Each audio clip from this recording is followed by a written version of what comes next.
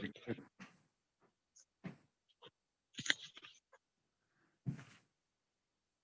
afternoon, Mr. Bach. Can we do a sound check on you, please? I hear you. Thank you.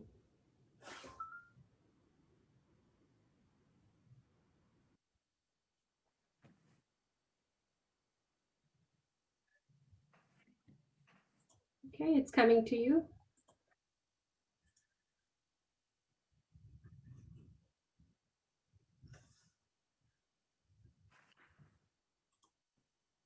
Dr. Hill, it seems just like yesterday that I saw you.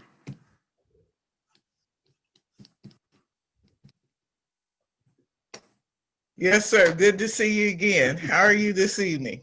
I'm all right, thank you.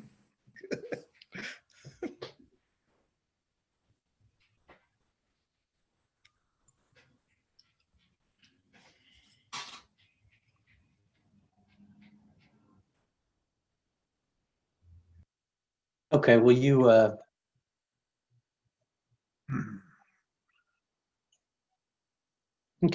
send me or give me a host and I'll try it on my side.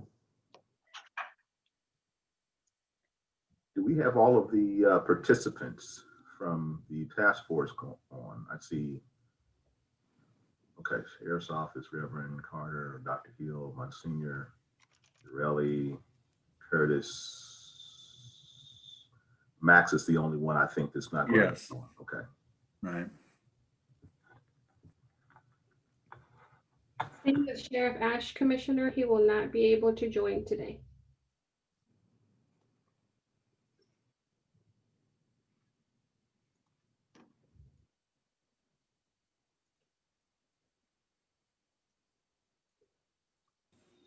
You guys got the short straw with me representing Sheriff Ash. How do you prefer me to introduce you, sir? I'm a Lieutenant Colonel, Okay. Bob Gunja. The last name, I'm sorry. Gunja, G-U-N-J-A. I know who you are. I got it. Yes.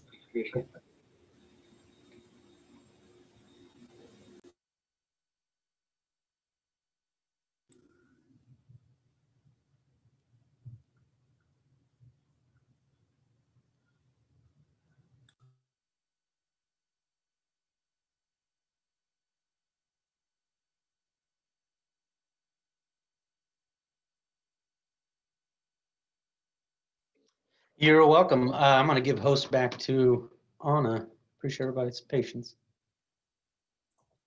Thank you, Dave.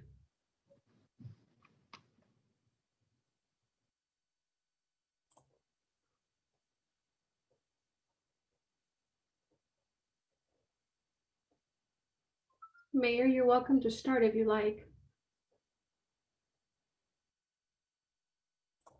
And you're muted, Mayor. Hey, Anna, I sent you a question.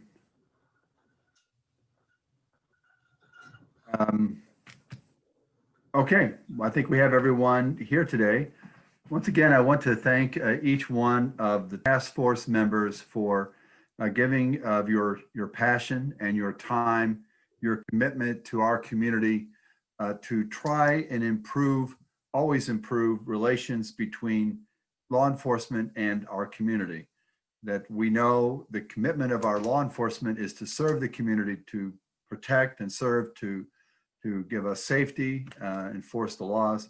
And we also know that it comes with a very great responsibility and even carries with it lethal force. And so we understand the need to be careful with the power of the police force, but to make sure that it serves our community well. I want to thank you all for your efforts in that every day.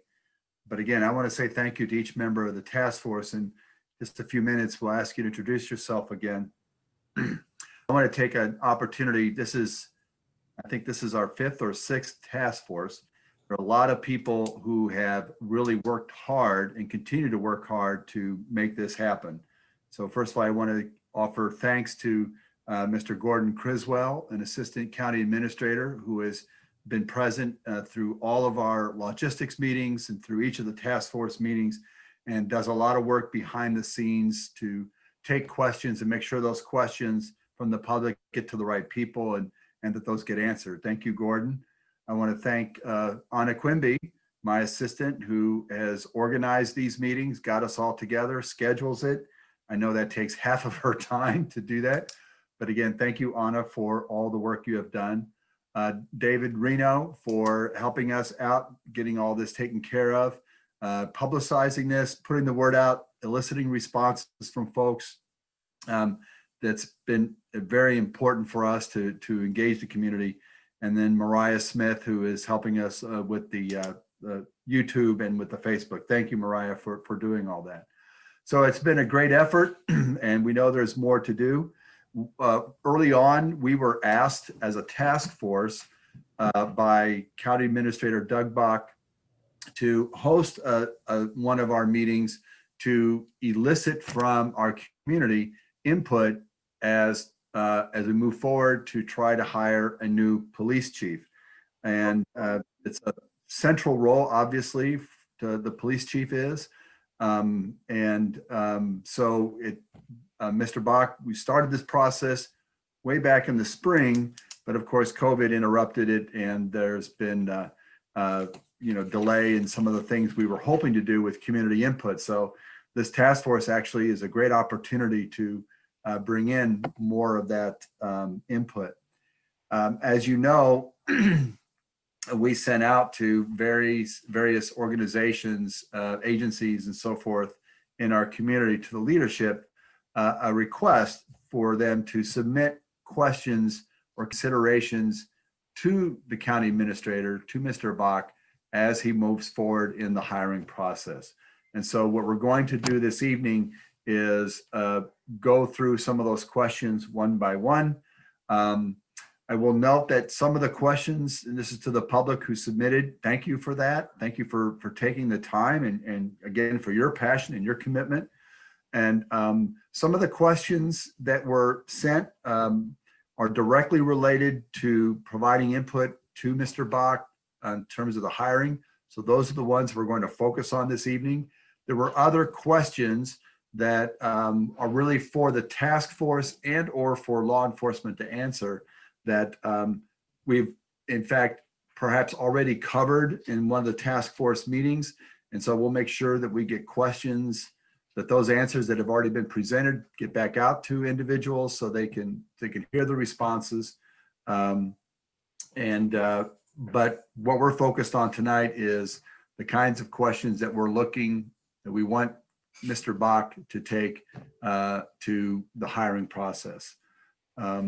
So we have, as we know, other topics to consider. And I'll just highlight this now, that as we move into the new year, I think probably one of our first sessions, if not our first task force meeting, will probably be a topic that we picked up and looked at and set aside for a while. And that is when a citizen has or wants to bring a complaint forward against law enforcement, what is the process? And we want to present all the different ways that someone can file a complaint, what happens to that complaint, how it moves forward, whether it's a request for an investigation, whatever it might be. So we can lay it out and see if there are any gaps in that process, but also show folks how they can access it and how it proceeds. So I think it'll be very helpful for me, because frankly, I'm kind of at a loss to describe how the whole thing works and for what kinds of complaints. So I think that's going to be a very interesting thing.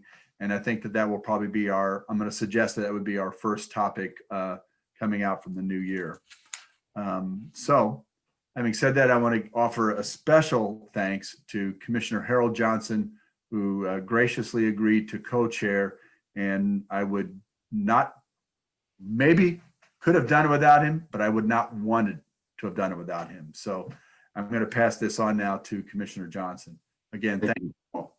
Thank you, Mayor. I appreciate the opportunity to serve with you in this capacity. It's certainly been a eye-opening experience, and certainly learned, and it has informed my understanding in ways that I would have never imagined. And so we're very appreciative for this opportunity to serve with you in this capacity.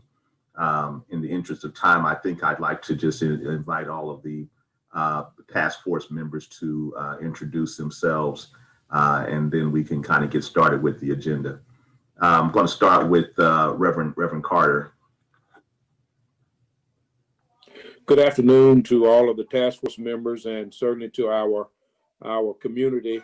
I'm Pastor Tony Carter. I pastor at the Salem Missionary Baptist Church at Kansas City, Kansas. I've been there for 18 years.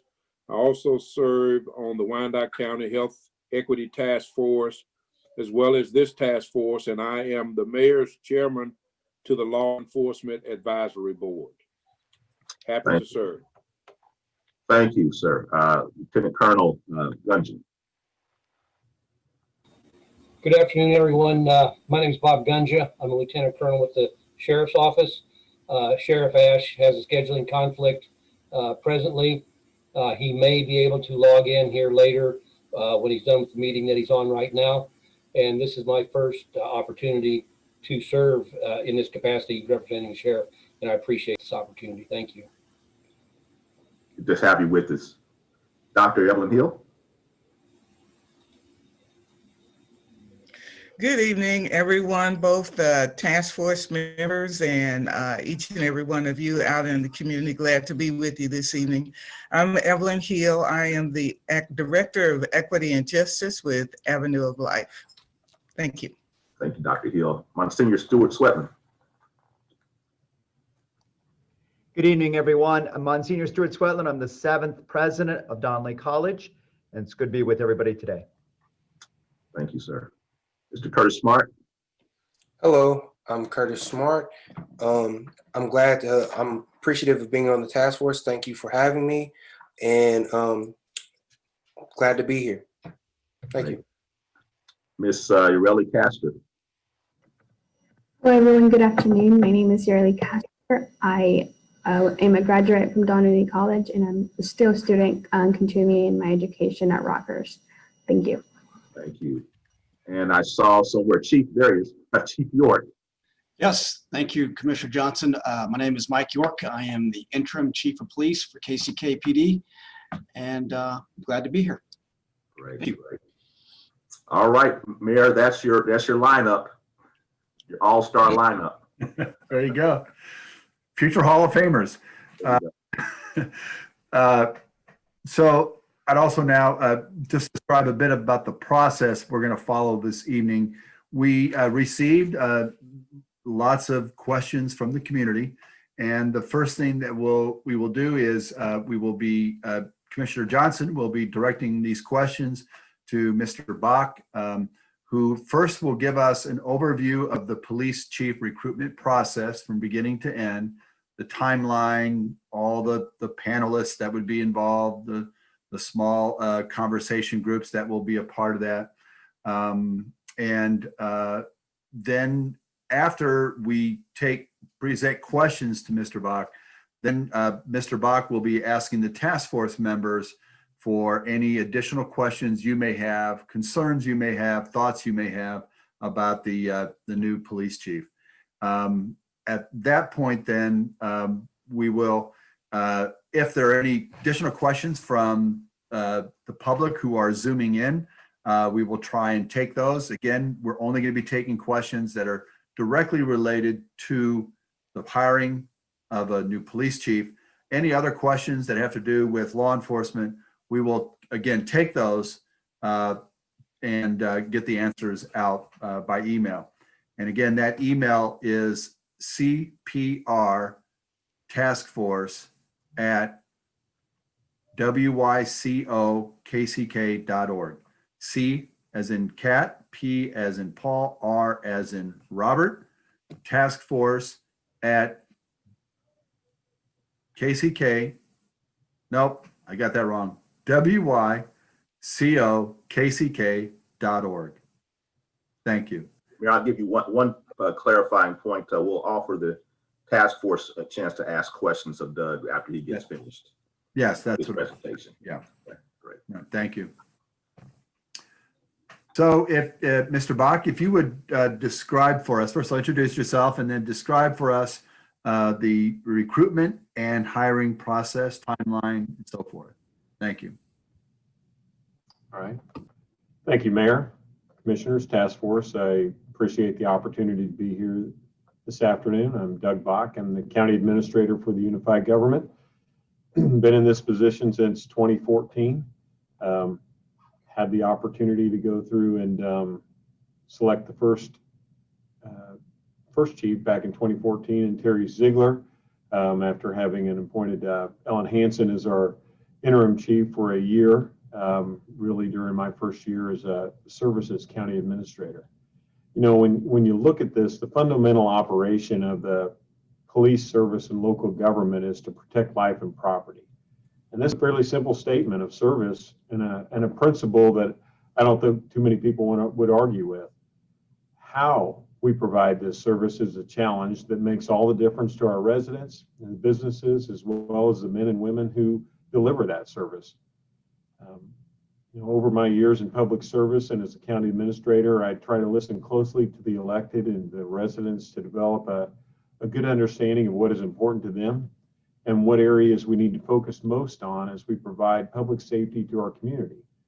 And not everyone agrees as to what they are, but strategies to lower crime and interact with the community more and more are always at the top of the list.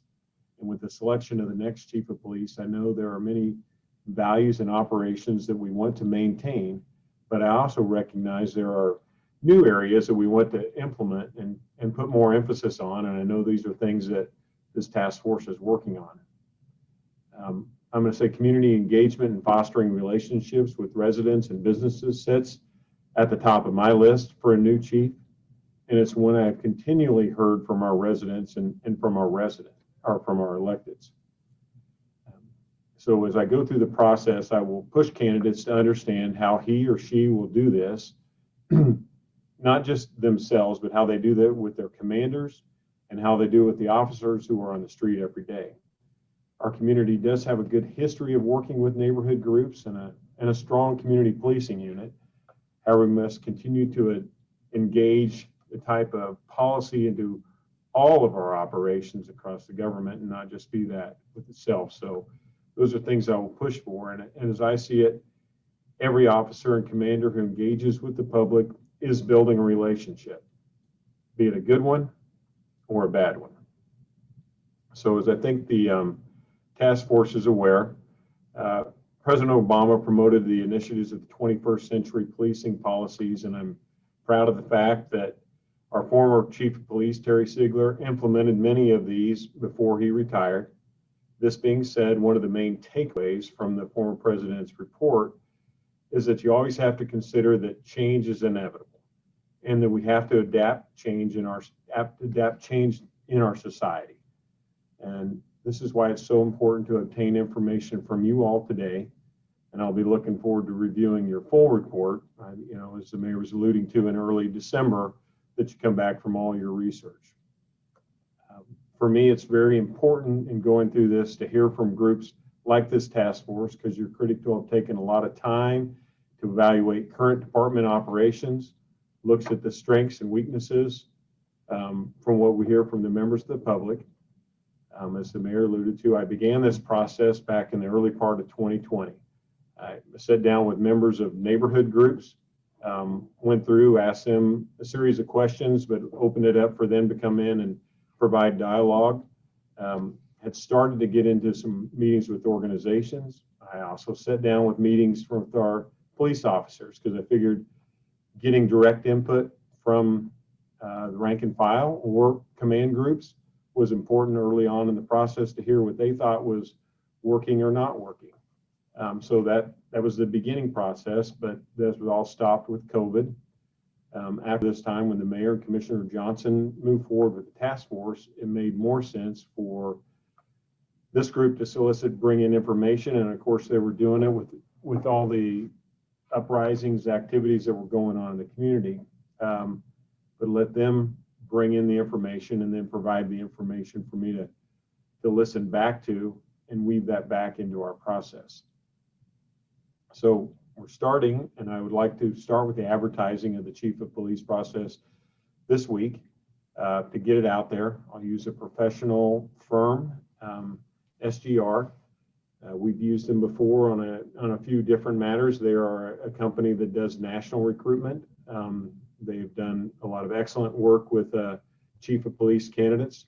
So they'll bring in people that they'll help to get the word out to various areas that we're serious about looking for good candidates to be the next chief of police in our community.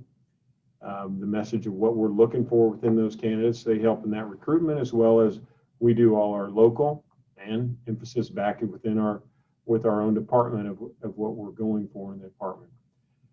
Bring in this, we'll have a series of evaluations that'll go through to narrow the list down, to be able to work through the strengths, weaknesses of the candidates that put in for this. The final evaluation selection process will be one which utilizes direct input from our residents and business leaders.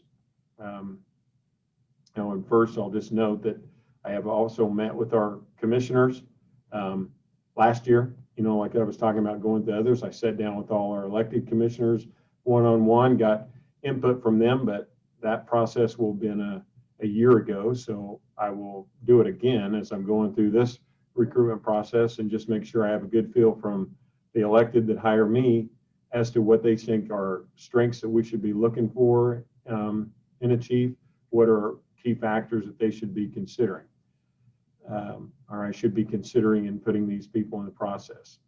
But then we'll narrow the list down. We'll do an assessment center, and this is one where we really establish a panel or committees that interview. Well, they'll either interview or they'll be on panels that'll listen to or participate in different exercises that we will put the candidates through. The members of this group will be from the business community, community organization, neighborhood groups, education community, and residents. They'll have the opportunity to hear directly from the candidates, experience how they respond to various situations. When we put them in a high pressure situation, be it something we mock up from could be something that's going on with the media, or just, or very real to what we experience in the community, and we see how they handle that and go through it. Just exercise after exercise. It goes on about a day and a half. But this committee will be able to come back, offer their input, so we can take that and evaluate it in, as well as a process where the mayor and the commission will also be able to hear a statement from the finalist and also get and ask them a couple of questions as well. Gaining this information really then puts me in a good position to have great feedback as to what various people in our community think about them, and then narrow it down to what we hope to be the best and top candidate for our community. That process will run into late spring, and be able to have a new chief on board somewhere in that time frame. That's really my opening, Mayor, Commissioner, and I'm anxious to hear probably as much input. I know you all have a series of questions you want to ask me, but I really like to get a lot of information from the questions or statements about what your thoughts are, what you're hearing, what you're learning, so I can factor that back into the process. And with that, I'm anxious to go from here. Before we move on, are there any questions regarding the process and the timeline from the task force? Commissioner Bach, pardon me, Doug, sorry, you're not a commissioner, but you work for the commissioners.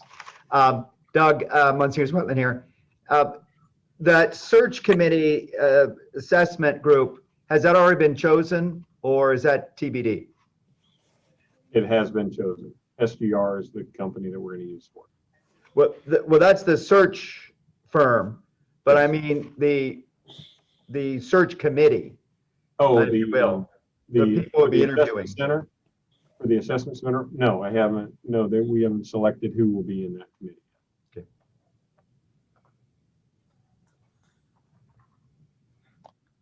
Mr. Bach, this is Evelyn. My question is around the same as Monsignor. Do you usually have demographics that you are looking for? You mentioned neighborhood groups, community members that way is there. Can you be a little more detailed in kind of who this panel might be without calling names, but just a little clarity there? Thank Yeah, you. sure, Ellen. And yeah, one of the, I would say a high area of emphasis for me in going through this process is to make sure that we are very representative of our community, not just in the background of where they're from, but you know how that we do represent our community across the board. From selecting people from various, what to say, yes, that is a high priority for us. So make sure we are fully reflective of the community we have. Reverend Carter, did I see you? Do you have a question? No, my question was the same question Monsignor Swetland asked. That was it. Thank you. Were there any other questions that the task force has for Mr. Bach?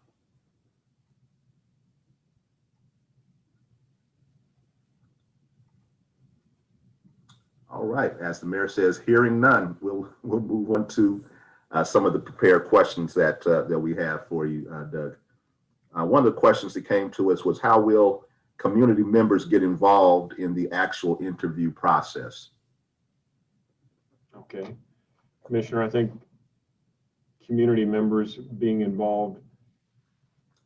One, we do have an online survey that's out there and available for people to solicit input or put in input about areas they think are important. But for the interview process itself,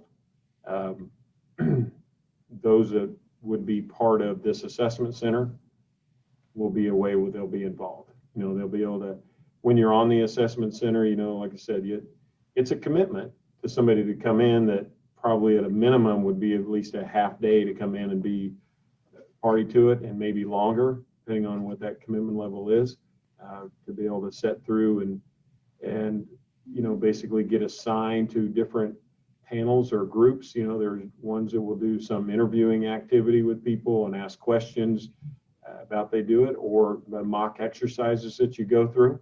And those are kind of mixed. I mean, I think they're much more fun for the people getting to put them on than they are for the candidate that's sitting on the other side of the questions and as we go at them. But it's a great opportunity for those people to hear that, see how they react, and then to sit down with them afterward and really get that feedback from them and take those notes to understand just where people see them falling out. And that's where people be involved from that perspective. Also, publicly, the mayor and the commission will then have a time where they'll ask a couple of questions in a public setting.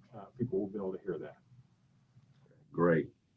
Now, before I go into the next question, I see some folks that have some hands raised, and I would again point you to the CPR at wykck.org email address if you have questions, so that we can get those in writing. CPR task force at wykck.org. So again, thank you for your continued participation and interest in that. With regard to the assessment center, we want to drill down a little bit more? What is the process for choosing the community and business leaders for the assessment center? Will they need to apply? How many will be chosen? And who determines that number? Okay.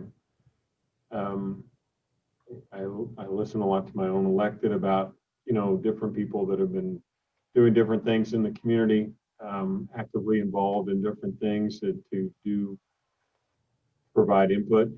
So from the mayor and commission, as if they have ideas or names of people that they think would be very good for this. Those are people that are considered, people that work on task force such as this, you know, or groups that you reach back to. We try to be we also look to some specific organizations. There are also the professional industry that sometimes doesn't get involved in this, but you like to hear from those peers to the chief or the incoming chief that could be party to it.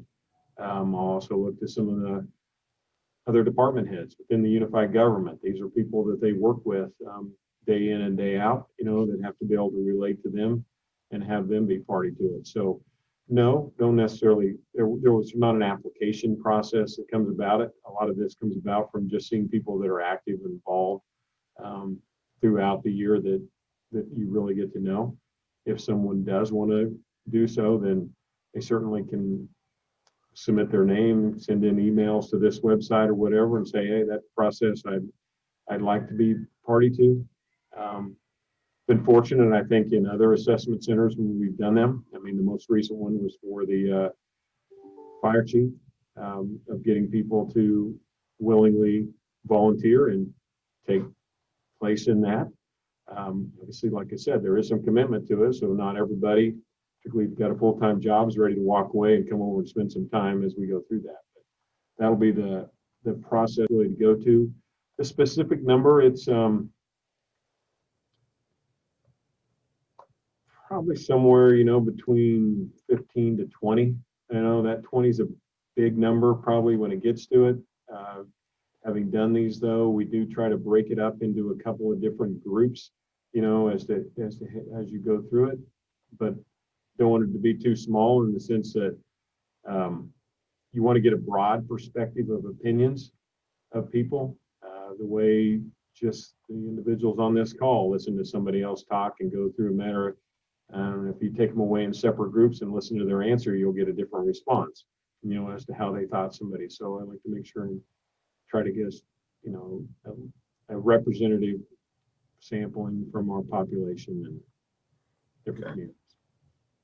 Sounds like more or less recommendations. And then I think I heard you said if someone had an interest and thought they had the time, they could certainly submit their information via the CPR task force email address as well for that. Dr. Hill, I saw you raise your hand. Did you have something to input on there? Thank you. I'd like to make a couple comments. Number one, thank you, Mr. Bach, for being with us on today. We certainly appreciate that. I'm really excited about our community chiming in and doing a great job of asking a lot of questions. We really appreciate that. Mr. Bach, I do have another question for you. What are your top 3 criteria for a police chief? We know there's a lot of things, but our top 3. Thank you. Okay.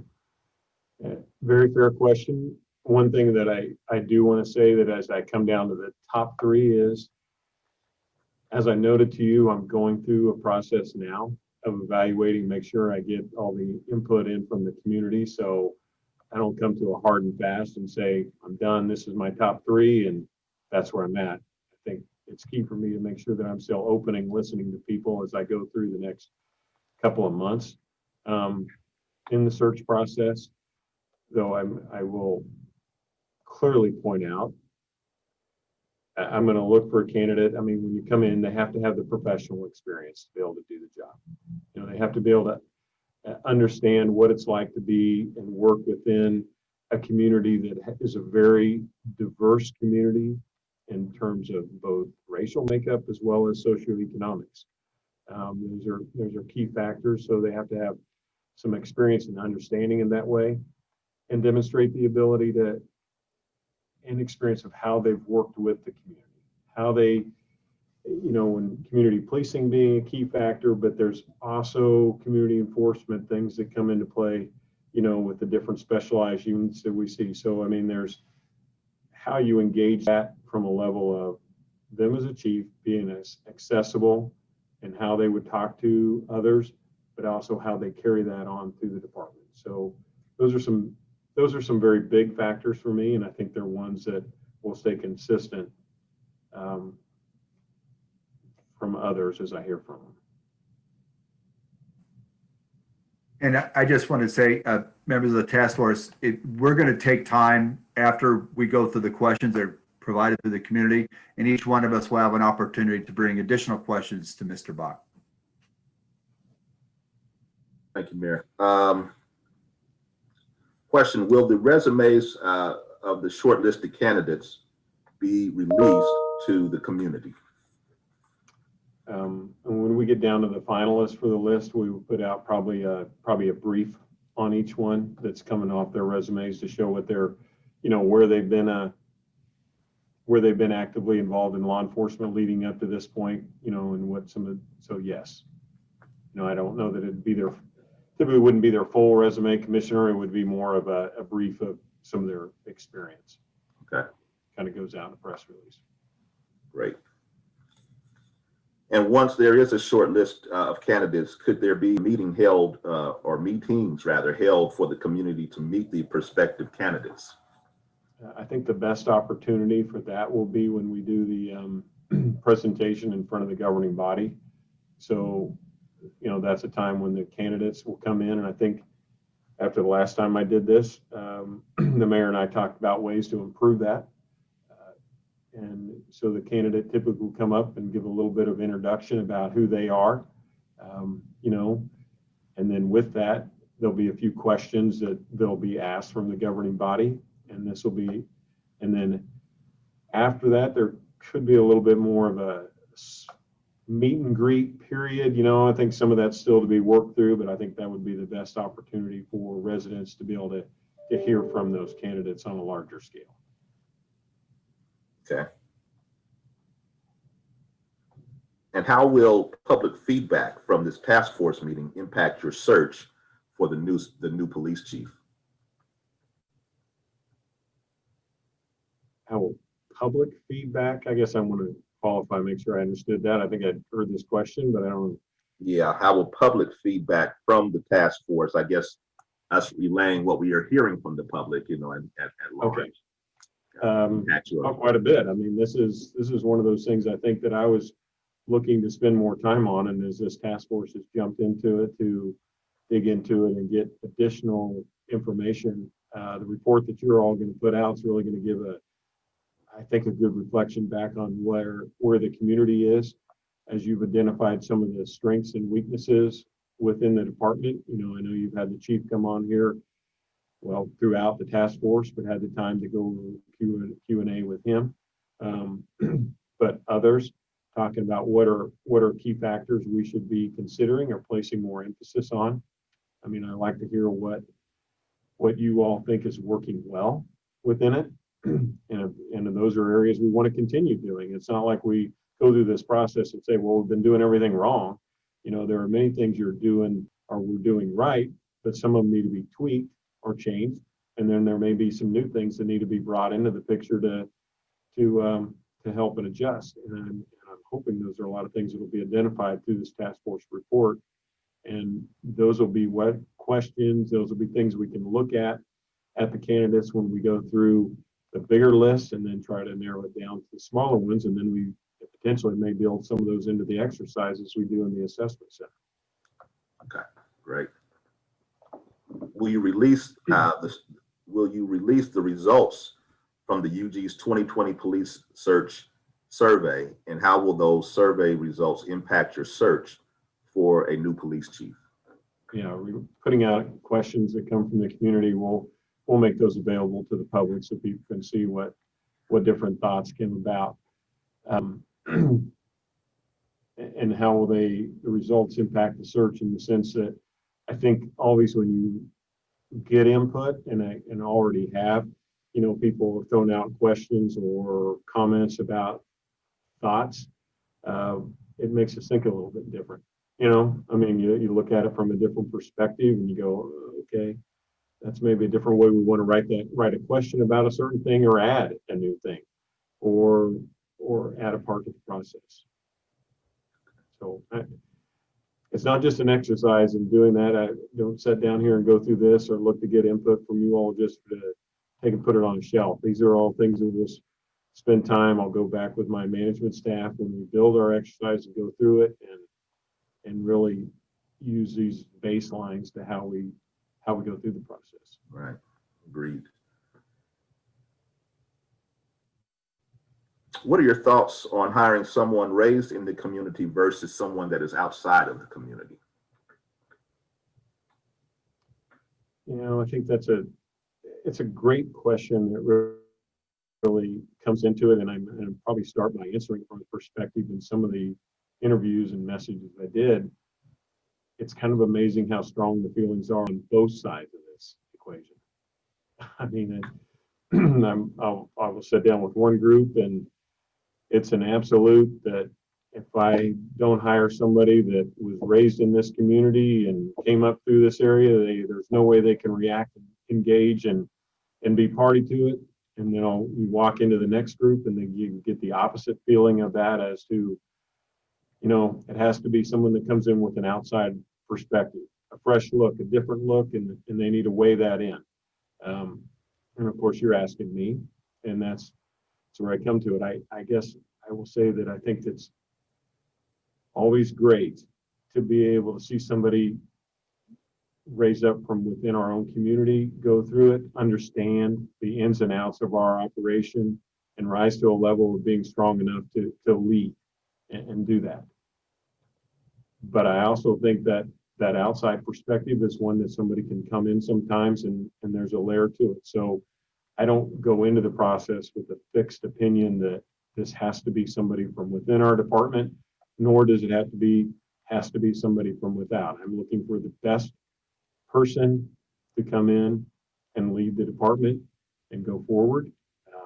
I think I've demonstrated that if you look at the hiring of department heads that I've brought in over the years,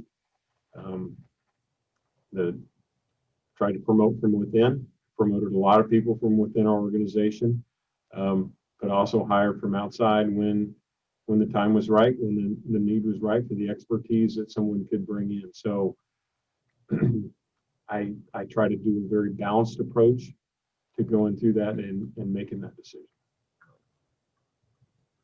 Understood. That's a very tough question to kind of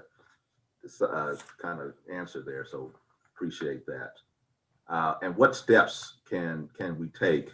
Can the UG take to ensure that the recruitment process is open and equitable for people of color and women? Well, one, in the recruitment firm that I'm hiring, it's an absolute requirement that they were a firm that could come in and do this and recognize it's of a high importance to us to make sure that we are very inclusive in our process, so we don't ask questions or take steps that eliminate somebody that may be from a different background that couldn't be party to it. I know as I look through the candidate list, we will make sure it's representative of many different backgrounds. And then as we try to narrow it down. And of course, at that point, it becomes to looking at people that we know that can lead and take the steps to work in our community. Okay. How can the UG ensure that the next police chief is accessible to the public?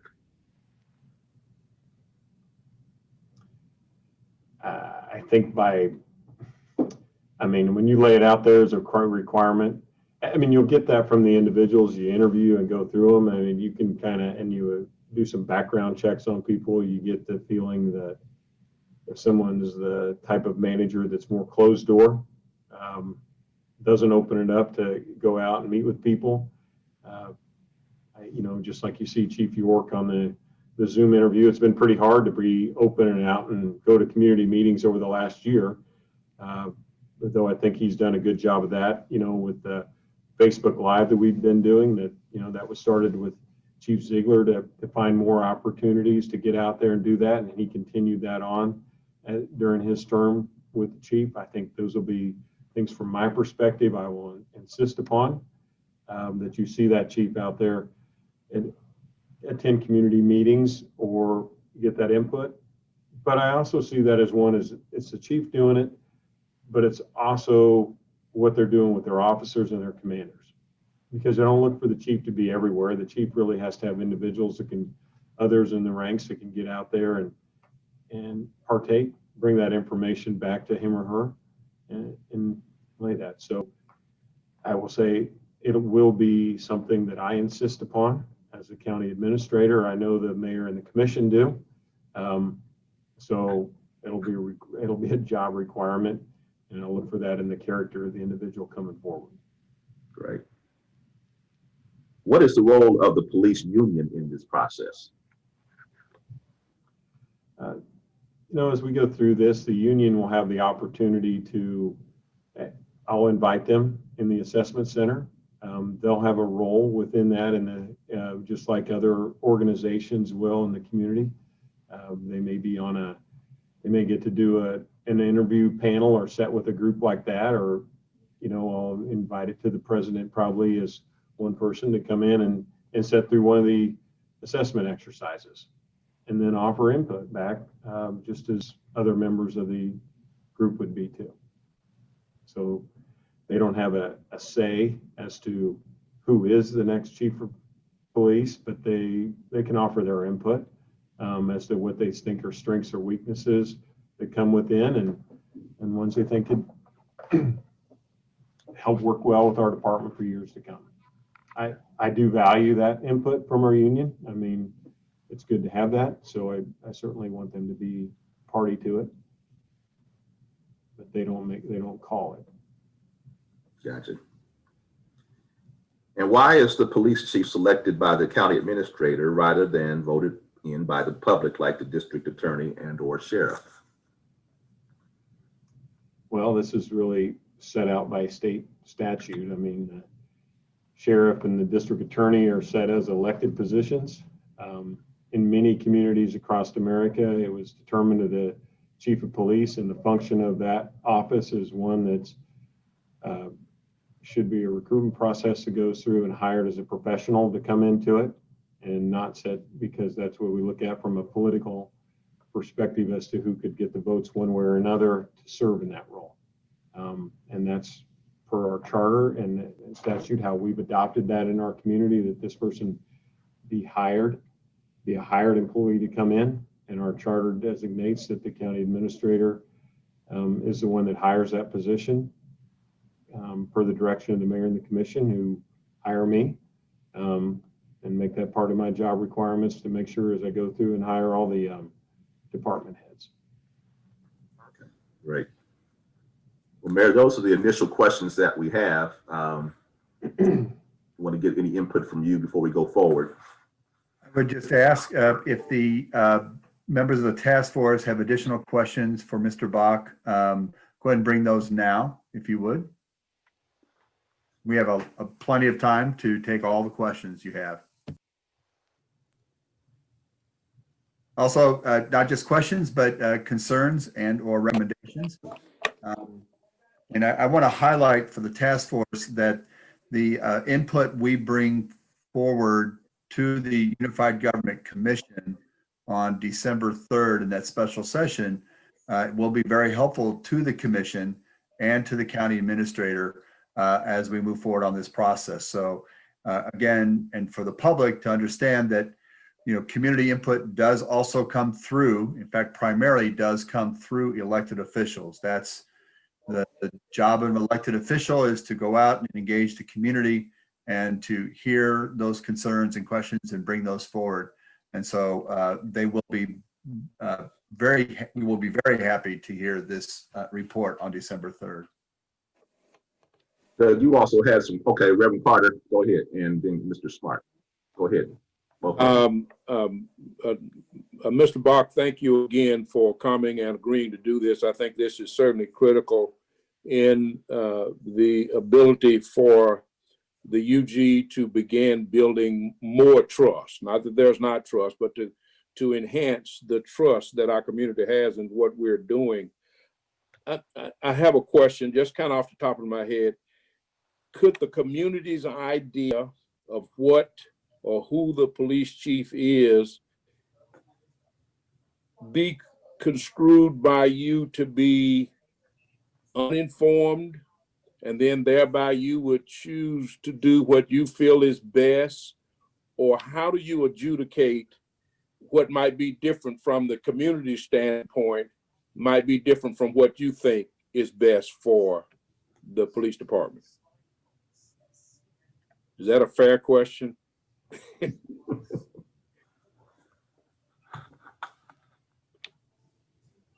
Self-muted.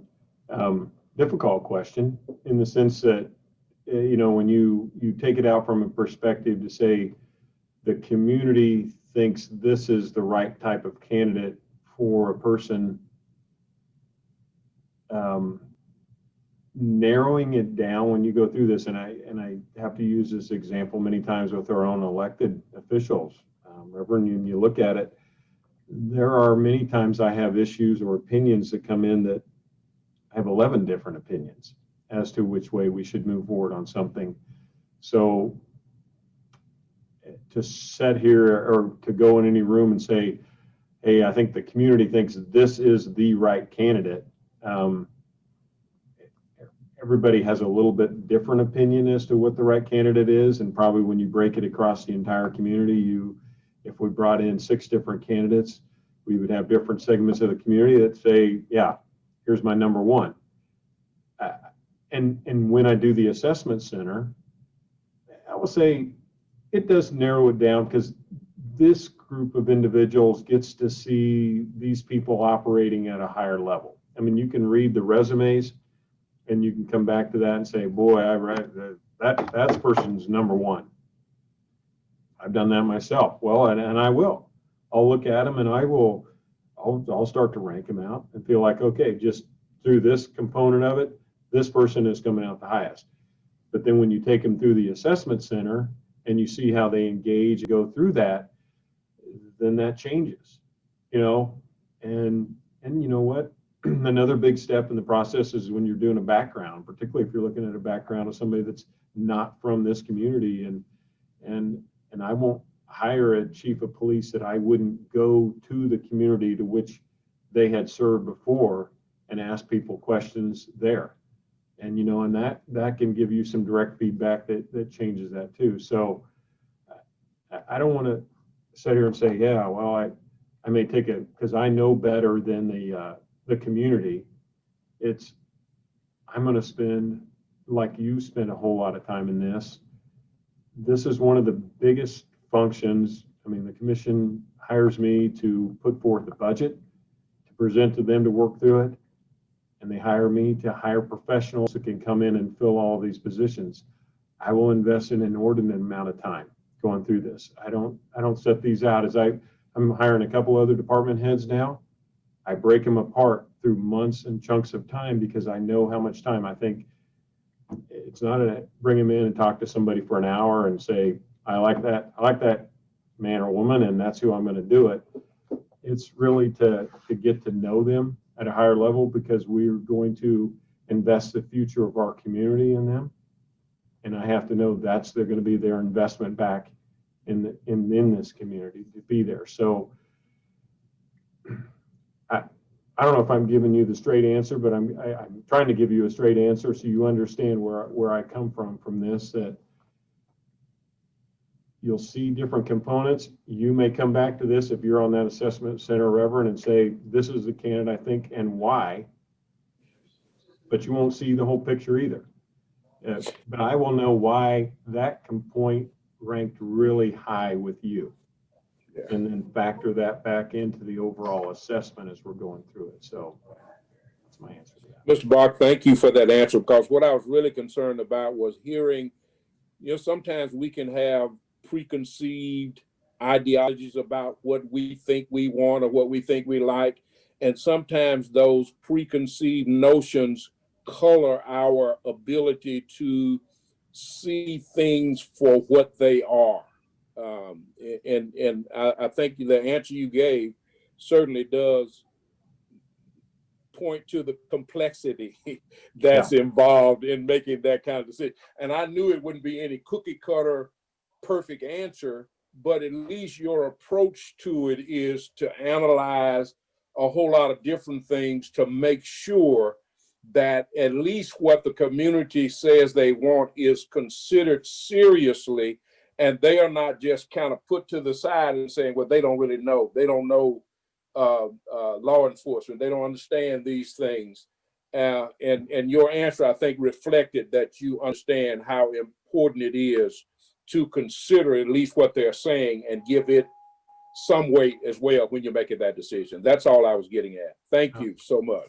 Well, thank you. And I think an example I've used before is, you know, I've had people telling me how, and I've used it myself to say somebody has to have some experience in working in a community. And I said it earlier today, with great diversity and a minority background. Yet I can go back just a few years ago and talk to most members of this community, and they'll tell you that Chief Ellen Hansen was a great chief during the year she was here. She served in Lenexa, Kansas for 30 years. What's the racial makeup there? What's the social economic? It's a very wealthy community, predominantly white. You know, I mean, so yes, she grew up here as a young girl, but left here for all of her professional career, had no experience from a professional perspective working directly in the community, yet came here and related very well. So at no point do I look at a candidate and just cut them off the list because I go, well, oh, look at that. But that would be very hard to bring forward a candidate like that, I think, from a community perspective, wouldn't it? To say if you didn't know her and said, well, here's a white female that's been serving in a wealthy suburban community for her whole career. There's many things you're going to look at and go, wow, that's difficult to understand. Mr. Smart, and then we'll have Monsignor. Hello. Thank you for participating, Dr. Bach. I have a question.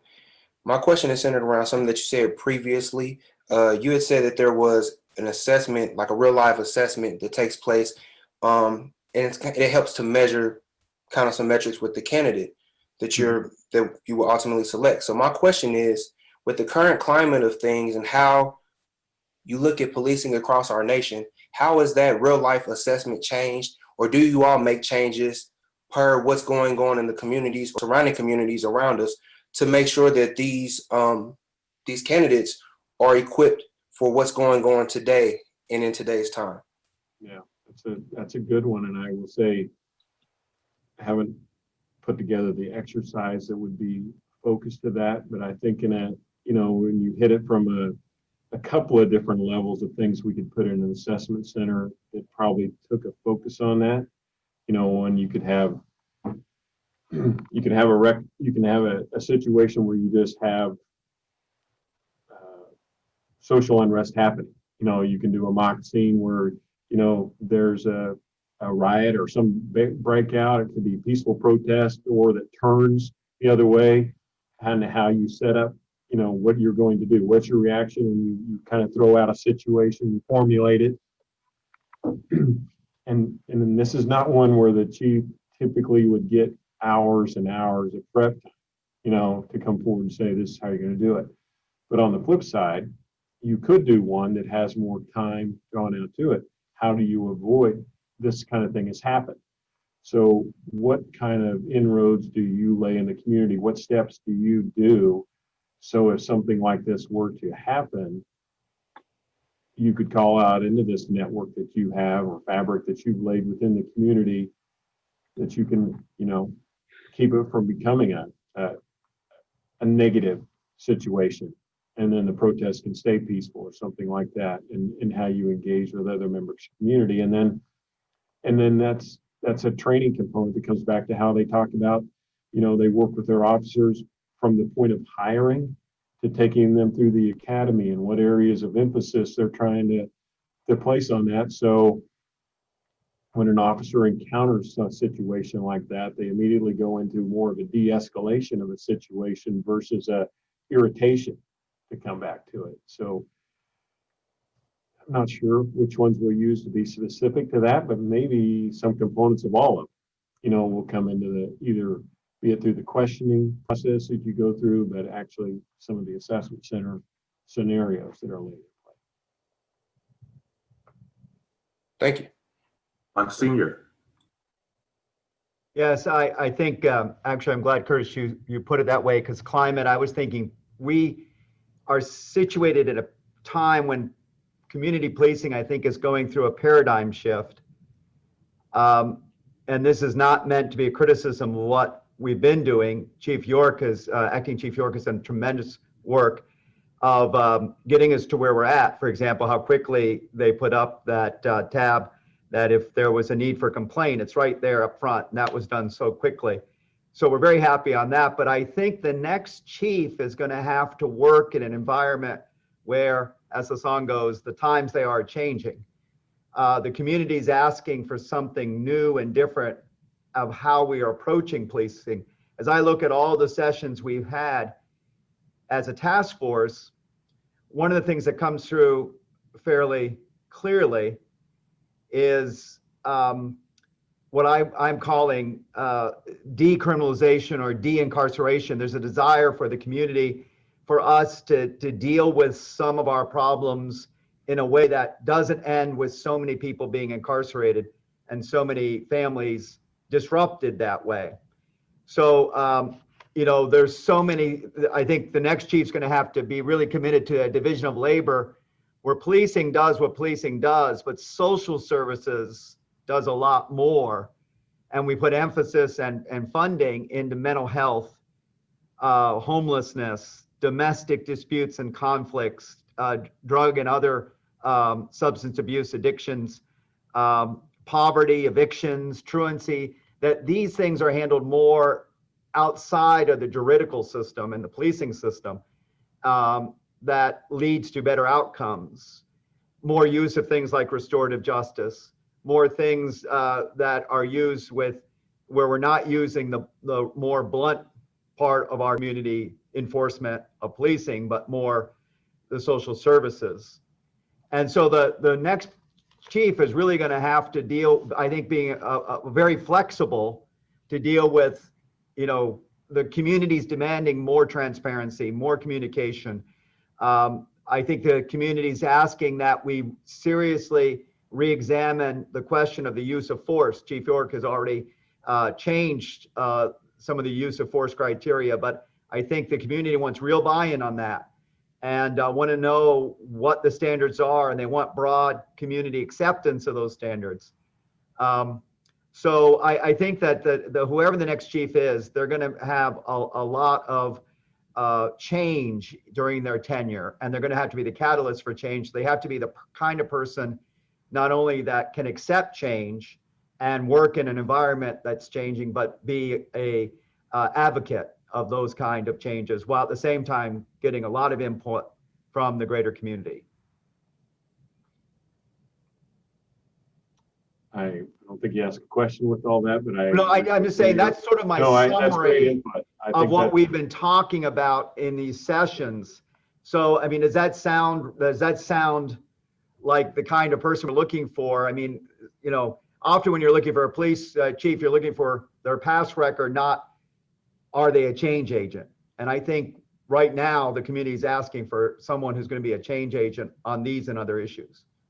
Well, I guess, Monsignor, I'd probably put it to the community is there's the change agent pieces, and there's the ability to adapt to change while they're in their position.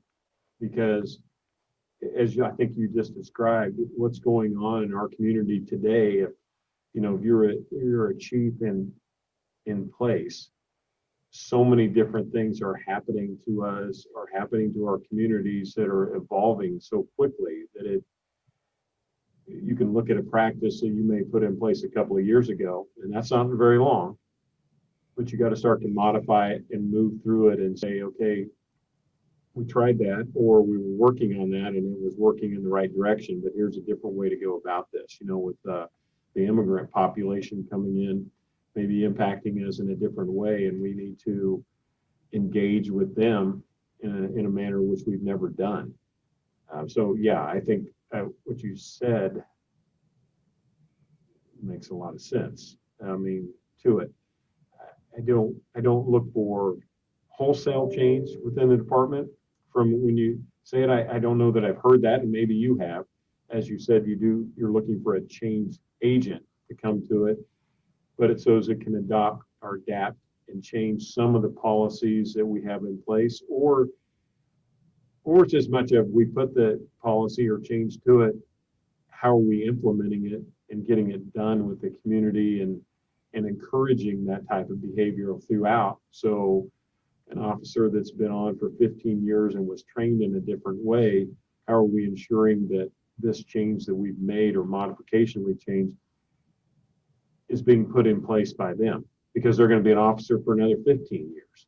And if we don't make sure that they have buy-in to it because they are the ultimate street level bureaucrat for decision making that's going on out there every day as to what can happen one way or another or influence the interaction with that community. So I think you're right on from that point, and that's something I'd be looking for in that next chief as to how they really do instill that when you modify or change things you're doing across the whole department. If I may, I think follow up, Monsignor, that, and Mr. Bach, when we talk about community policing, I think we are rightly proud of the efforts that have been made in the Kansas City, Kansas Police Department over the past 20 years with our community policing, so much so that we, in fact, often provide workshops to other jurisdictions that are trying to move to more community policing. And I think one of the things we ought to be looking for is someone who has been part of a robust community policing effort that is continually assessing the ways in which we engage the community to identify clearly the sources of crime, where these things are coming from, and to really perhaps take a lead in the conversation to say, well, we could hire 50 more officers to enforce truancy, or we could work with the schools. What would be better would be to work with the schools to ensure that they provide the resources to work with families, because that would be more effective. That that a police officer ultimately is saying the ideal thing would be where we don't have to police, right? Because the community and the families, the neighborhoods are strong enough to create young men and women, people who are continually trying to make the community better. Now that's the ideal. That's what we're really looking for, that common good. But for someone, a police chief who has that leadership to say, yeah, we could just become much more militaristic, but that's not going to solve the problem. And I would rather not lead us to that. But even if the commission were to come and say, well, we want you to become more militaristic, a police chief who would say, in my estimation, that's not the right way to go. We have ways to improve these outcomes, and someone who has experience, frankly, with good community policing. If we're in the lead in so many ways with community policing and have been for a long time, that's a great thing to be proud of. And I think it's going to be harder to find someone who come from a department that has perhaps a community policing effort as good as ours. So you always want to get the best people out there. We drafted Mahomes. We didn't draft Trubisky, right? We got a guy who understands how to play the game, how to throw the ball. His vision is so much greater that he was able to bring something to us. And I think that's what we're looking for. Someone who has the vision for the community and to say, well, these are the things I think we need to do. Be supportive of our officers as they enforce the law when they have to enforce the law. Give them the resources, train them to the appropriate use of force at the right level, but at the same time, always saying we want to work ourselves out of a job, which I know is probably not going to happen, but that's ultimately what we would hope. Doug, I think you wanted to engage the task force. I see Dr. Hill had her hand up, and after that, and I'll offer that platform to you. Go ahead, Dr. Hill. Okay. Mr. Bach, just another question.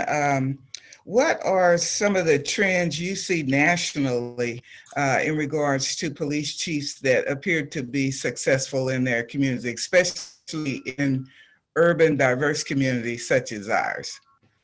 Any national trends that you can think of that you've noticed in police chiefs?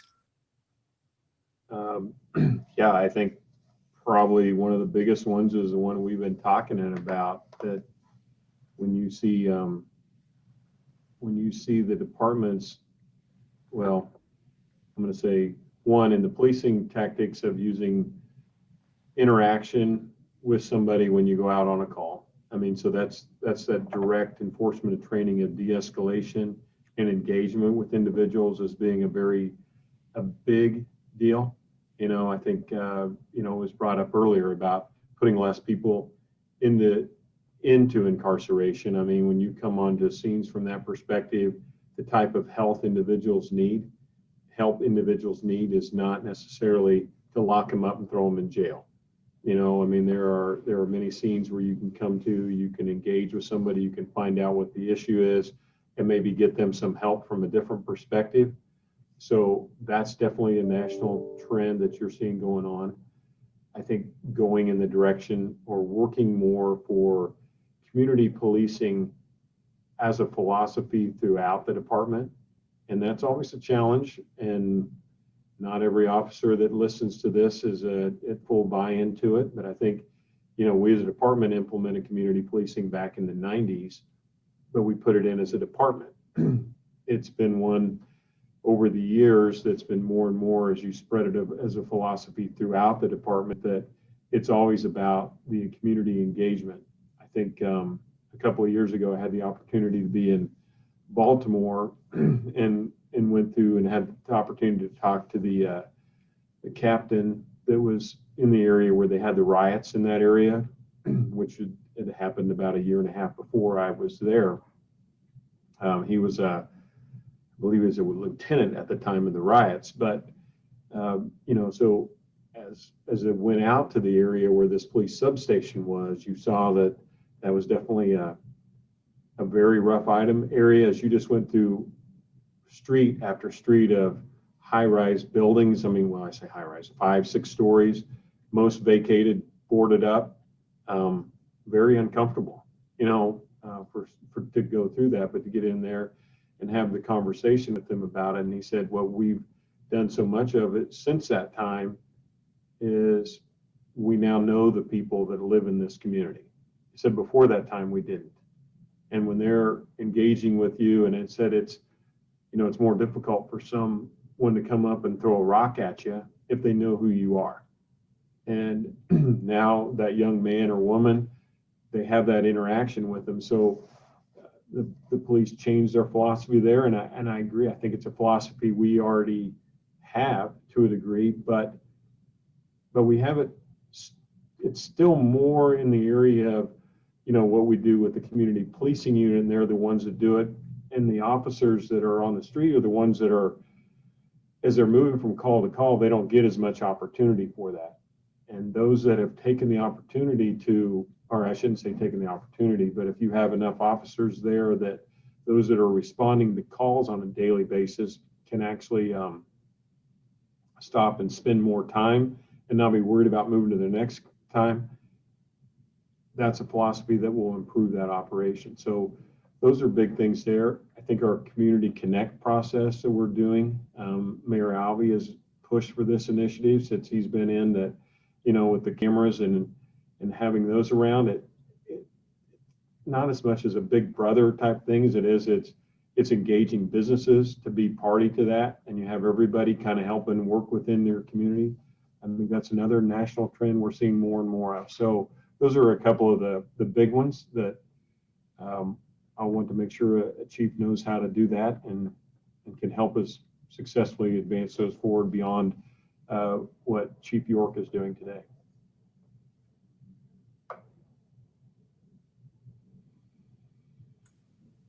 Right, if there are not any other further questions, Doug, you wanted to engage the task force, and I think that Monsignor has already offered up some some thoughts, but I'd kind of put the ball back in your hands to maybe ask some questions of the task force from you.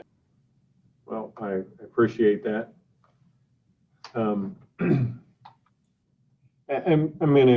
guess I'm going to break this down a little bit for some of the questions that I have when I think about what's going on with individuals. When you bring in, you start to get different areas of strengths and talent within individuals. And, you know, one of the things we hear so much about today, you know, the innovation that should come forth. You know, what somebody needs to have. Well, there's different levels of strength. And I guess I would ask this committee, and from your experience or what you're hearing, how much emphasis should be placed on innovation and crime fighting, as I'm trying to understand your thoughts and how you weigh that out against experience in areas such as community policing.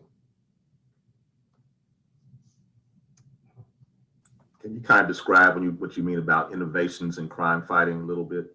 I'll take it from the different technology areas. You know, and I just threw probably both of them out there. Community Connect program, cameras, setting those up in different police substations, have people watching that, monitoring and that, going through that, helping to engage there and bring that into it versus, you know, hey, I've implemented these systems. This is how this all works. Didn't spend as much time working on the community engagement piece of it versus somebody that, you know, put more of their career in community policing and never really worked on the technology side with how they use the body cameras, how they use those other components. You know, where do you go with that? I guess my thought on that is that if it became an either or, and it rarely is, right.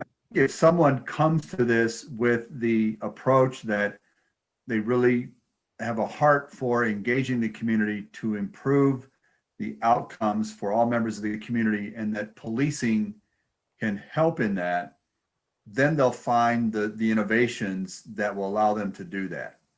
And so, for instance, even the idea of cameras, you know, strategically placed, you know, that's a help for businesses who, you know, continue to find their businesses vandalized or broken into, and they just feel like there's no hope there.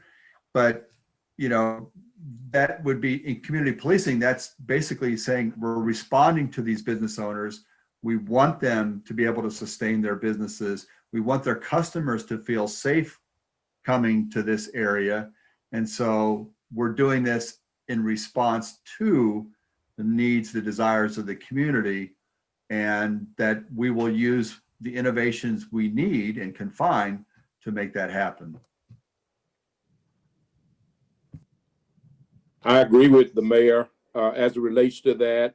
And I think anything we use, including innovations in technology and so forth, as long as it enhances our ability and encourages us to be fair and consistent. I think that's my biggest concern, is that it would always be utilized in a way that's fair to all involved and put everybody on an even playing field. And anything that enhances the police department's ability to do that, I don't see how any of us can not want to embrace that. But it has to be done so that it's used fairly and consistently. Hey, Monsignor. Yeah, I would, just adding to that, you know, we can hire people who are technically proficient as consultants to deal with innovation and you know, the technology part of it. We can bring that expertise in. The new police chief has to work in two directions. He or she will have to have great concern to take care of the health, safety, welfare, broadly understood, of the officers entrusted to their care, the police department, and, you know, their dependents and all of that, and be the liaison from the police to the greater community, both the government, community, and the citizens.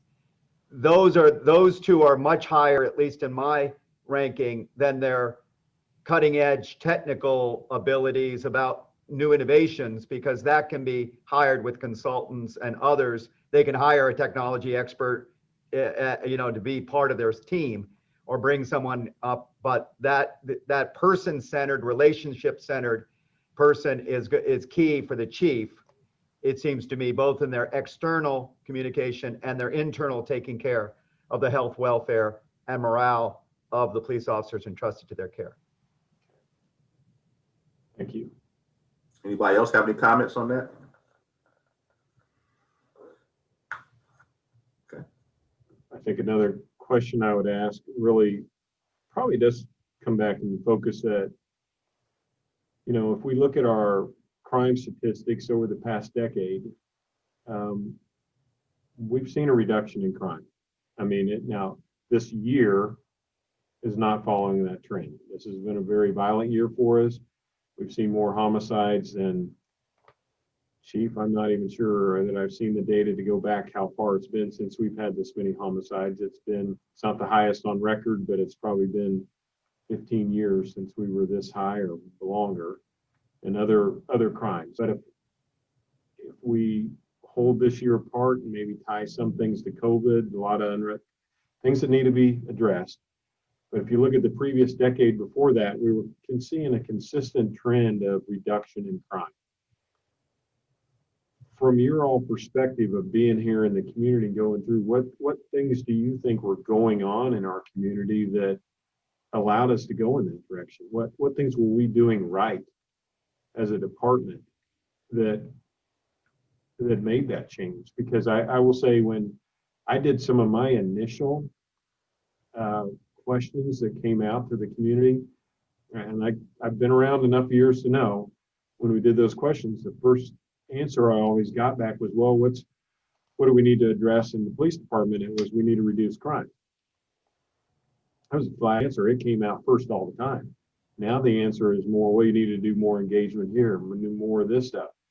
So it was showing that we had been doing things right to reduce crime, and we were seeing those numbers go down.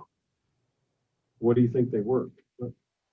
What areas are we need to keep that emphasis on, had been placed on it coming up to this year, that maybe we need to go back to or go more on, that we drifted away from this year? I don't want to do all the talking, Mr. Bach, but I think the one thing you've already referred to, and this is just my little teeny weeny opinion, I think is the success we've had, and the mayor said this as well, with community policing. I think that relationship, having the community policing be such an emphasis in this community. I'm not saying it's a perfect system, because there's always room for improvement, but I think that has, to some degree, been a success that this community, as did Mayor Alvey with that shameless advertisement he made about how great we've been. And I'm with you, Mayor. I'm with you. I think that has certainly been a plus.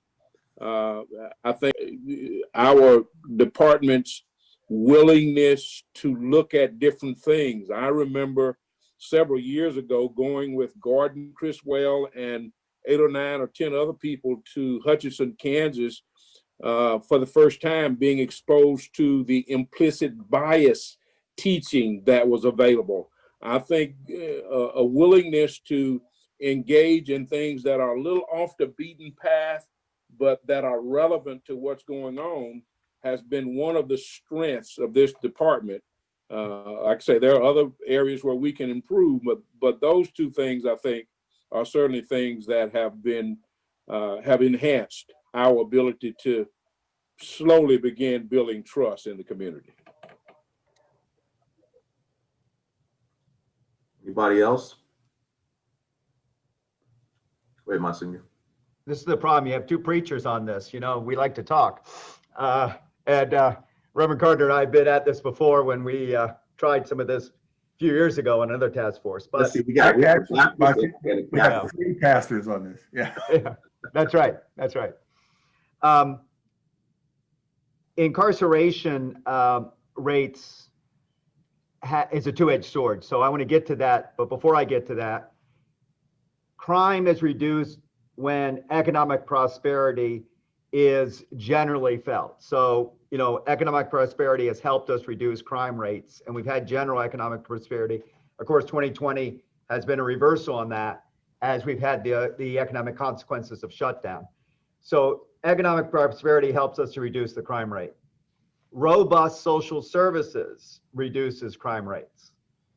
And robust social services come from many sectors. The government provides some of it, but a lot of private churches, private, non-NGO types and other social services, but robust social services reduce crime rate.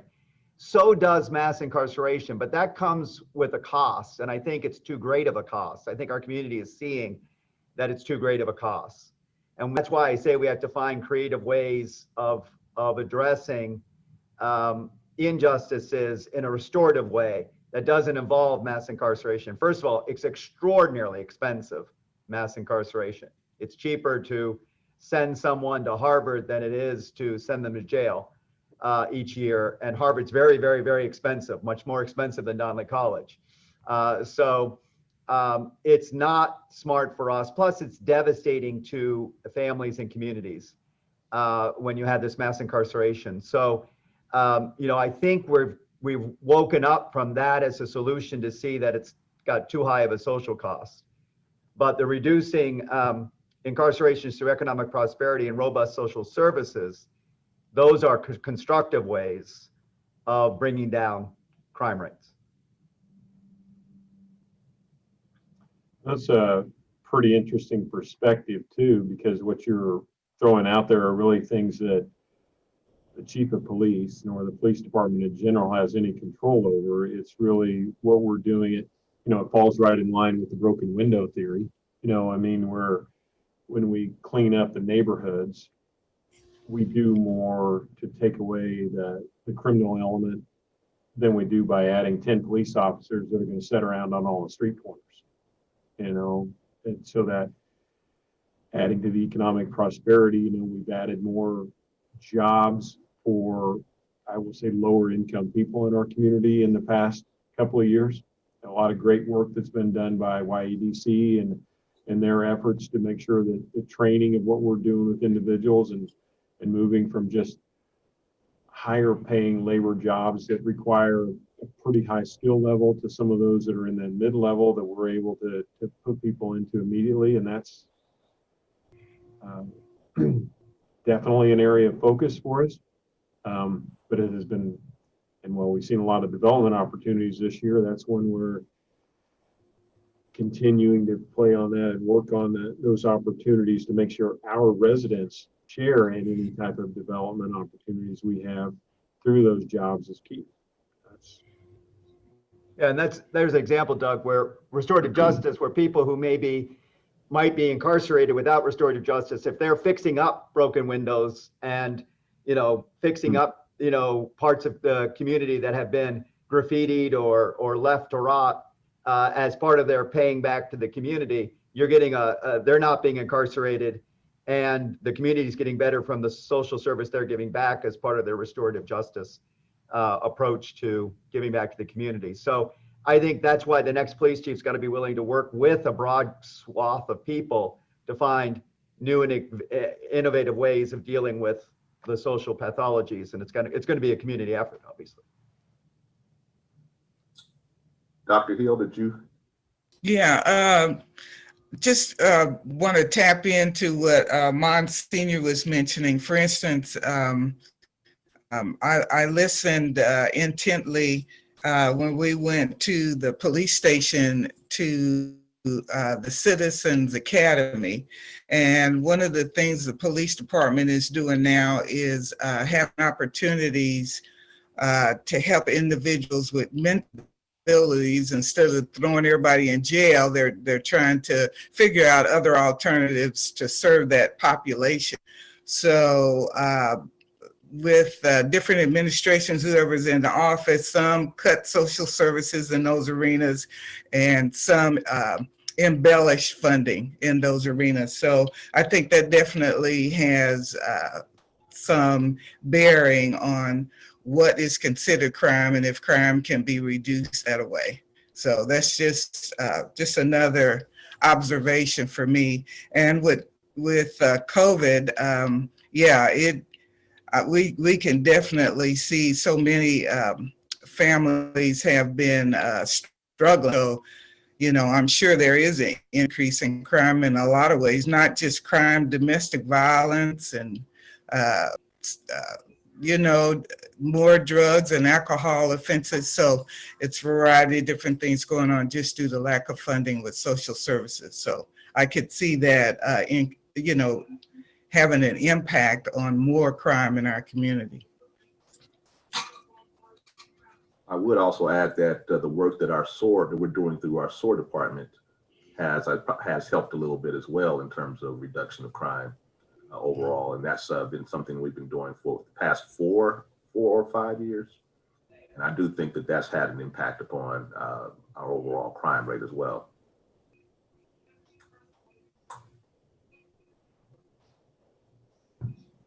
Okay, I don't see any more responses to that question. I may hit you with one other area, and this is a little bit different, but it's more of a philosophy change that I would pose to different chiefs to take on, and I probably wouldn't mind hearing, in addition to the task force members, the input from Lieutenant Colonel Gunja and Chief York on this. But as we look at the role of civilians in our police department, I see that the opportunity can grow more and more. I mean, I know one of the things I was working on with Chief Ziegler as we were going through that was it seemed like there was more opportunities to bring civilians into some of the professional roles or elevate them for running some of the divisions. A great example is animal control. I mean, we elevated that position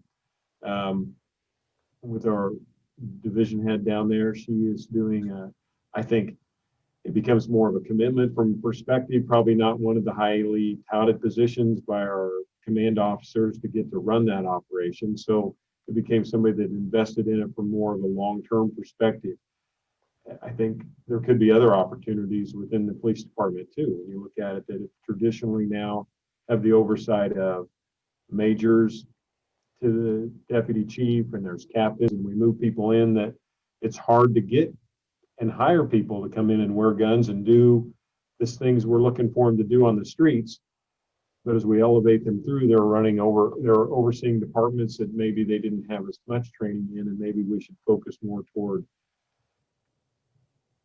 bureau leaders in certain areas, and that could be civilian and hired in from outside areas. And I would look for that kind of thought from candidates to what their thoughts are on that. They think, well, you know what? It's within the police department. These are the people that grew up in it. They need to run it because they know how it's going to impact the officer on the street. Though we also know that somebody doing analysis back through a crime lab and study like that, if they went through 4 years of schooling and were trained and we hired them out of college, and that's their background and experience, even though they don't have any experience working on the street, can they do that function? Thoughts from the community, if we start to move over in that direction a little bit more, or if that's something you look at and say, boy, that's moving in the wrong direction. Somebody with a criminal justice background, no experience on the street, as someone that might be ideal to move up into the PD department, into some bureau, leader position. Is that kind of what you're talking about? Yeah, that's exactly what I'm talking about. I mean, the expansive areas in technology now within the police department has grown immensely. But it also, and Chief, as you know it, I mean, you have high-level commanders that are over that area. I mean, you hire civilians that are working in the technology, but they are not ones that are coming into your table and sitting around and, offering the input on, where you're going for your next strategies. So I just look at that and I don't know, Dr. Hill, I haven't heard so much about that on the national narrative. I'm sure there's some discussion out there I need to find and dig into more, but it is discussions I was having with Chief Ziegler before, about different areas like that before he retired. haven't pursued it so much here recently with Chief York. But it's a little bit change of philosophy across the whole department. Yeah, it's a good question. Monsignor. Yes, and this is, I'm perhaps with the gray hair, maybe too old for this, but back when I was being trained by the military at the Naval Academy, we made a big distinction between the chain of command and what supplements and helps the chain of command. And I think you'd have a esprit de corps problem, and you also might have some confusion if you try to mesh civilian in the chain of command directly. To supplement and help and aid those in the chain of command with expertise, technical or other, civilians can do a lot of that work. But I think for the police force, they do need a fairly, like any structured force that's given the power by the citizenry to use deadly force, there needs to be a clear chain of command trained in a certain way that has, that isn't civilian oversight, yes, but not civilian in the chain of command. I'd make that distinction. At least that's what we used to do in the military. It seemed to work well. And I think best practices, we'd want to keep that kind of distinction. That's just my first thought, but maybe younger people would have a different idea or new innovations that I haven't heard about. Go ahead, Curtis. Yes. I was just gonna chime in and say that if there was a way to do that, I would think that possibly we should have some sort of bridge program that kind of allows the civilians to walk through different scenarios as you would this chief of police situation, but also to determine if they are capable of making certain decisions. But like Monsignor said, I think that there should still be a clear distinction on the chain of command of how we go about things. But if we were to give someone with no experience but a degree of space, a bridge program, or at least if they haven't ever worked in the streets, but they would be behind a lab analyzing things. For the first part of my career, I was a breast cancer research person. I never was a doctor, but what I learned in the research lab, we used to have these meetings that we would walk through with doctors. So I would see how they perform their different tasks. And it created an understanding. Though I don't have patients of my own, I recognize what was going on with patients and how what I'm doing benefits the overall process of saving lives. So if we were going to do something like that, I would think that we would probably put together some sort of bridge program or some type of small academy for civilians that would allow for them not to just understand the severity of their impact, but the severity of making the right decisions and how they can aid and help our, not just our police force, but their own community.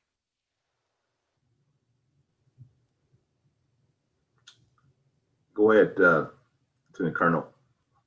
To tag along there with Monsignor Swetland, he makes a really good point about his analogy with the Navy.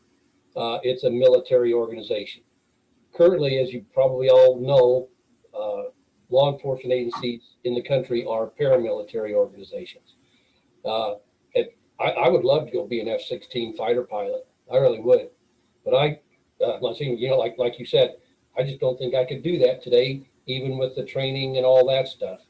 Of course, that would probably tick off some people that have spent 15 or 20 years in the Air Force or the Navy that have spent that time trying to get that pilot's license.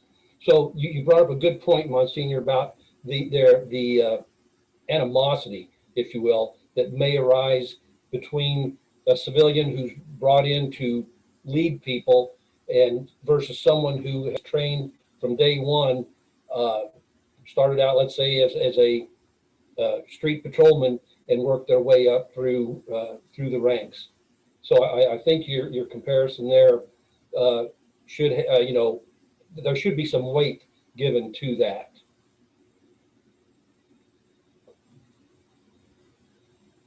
Chief. I just want to say a few things. It's been a challenge for the police department to keep our civilians that are employed with the organization and to have them engage with the police officers.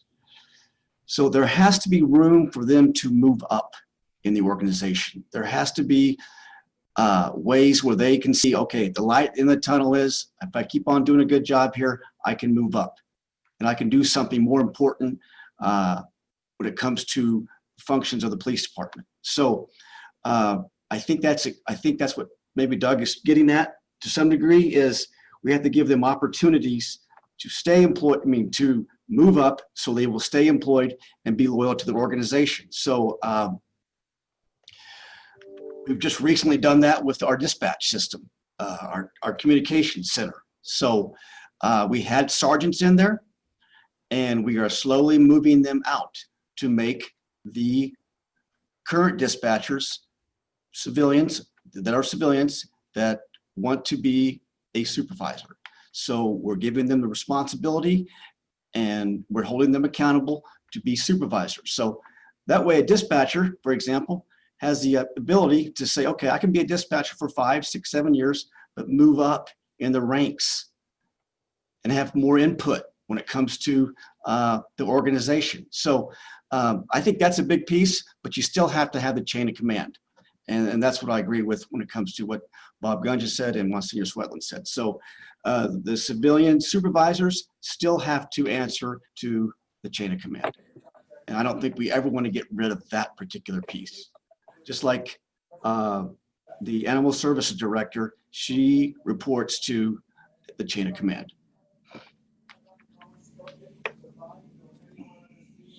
In your case, Chief, I'm sorry. Go ahead, Reverend. Well, I was just thinking, Chief York was talking about people having to continue to feel important and know that there's an opportunity for them to be promoted.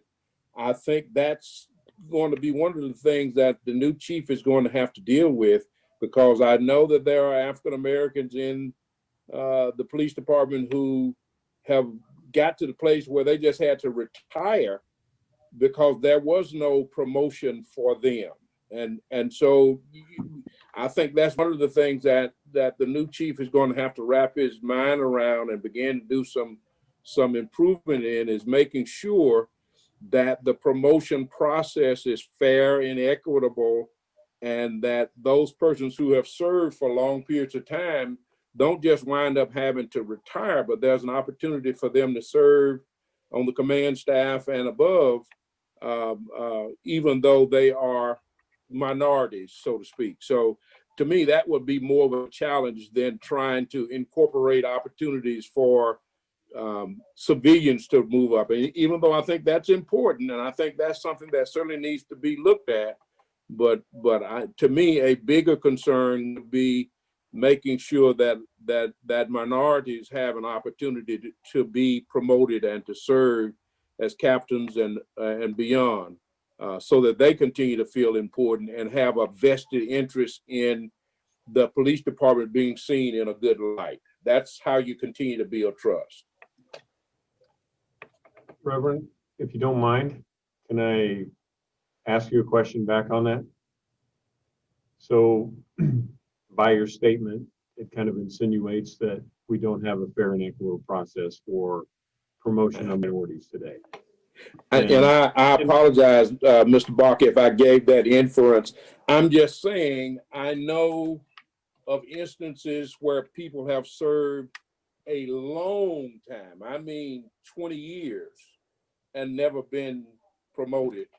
And then they did get promoted, and it just seemed like a much longer time for those persons than it is for everybody else.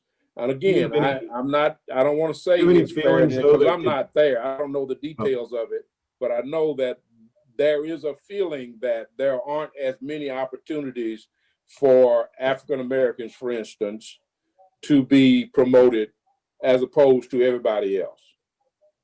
So I guess I will take from what you're describing as maybe one where you could sit down and show the process on paper shows itself to be equitable, but the feeling of opportunity because of yes, the back of the house, or maybe it is within the department, doesn't make it feel like that opportunity is there for minorities to gain promotion. Right, right. Because on I think the process is fair and it's printed out on paper, but when the rubber hits the road, that doesn't always materialize. And I think that's going to be something that the new chief is going to have to grapple with, is whether or not what's on paper is becoming reality, and that those persons who that impacts have confidence in that process, because I don't think across the board, I don't think that's the case. Again, I'm an outsider looking in, and I admit my brain is probably a lot smaller about these things than our others, but that is a perception that I've been exposed to in the last 18 years of serving at Salem. Okay. Thank you.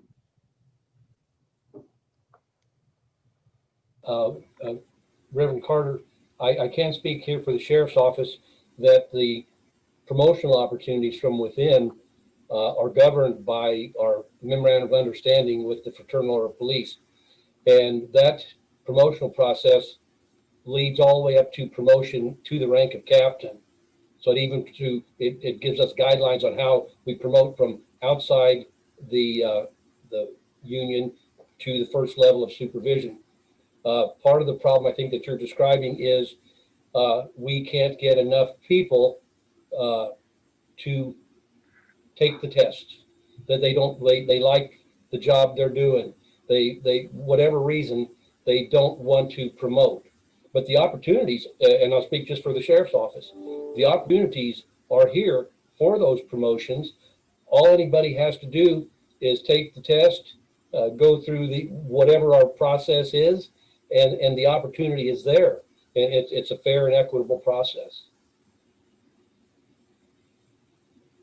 Again, I don't want to say, and I never said, Lieutenant Colonel, I never said that the process was not fair, but oftentimes, and again, maybe it is different with the sheriff department, but oftentimes those persons who are impacted by this, even though there is a fair process, the materialization of that process has not come, it hasn't risen to the surface. It doesn't seem to be as available, even though, again, they go through the same criteria.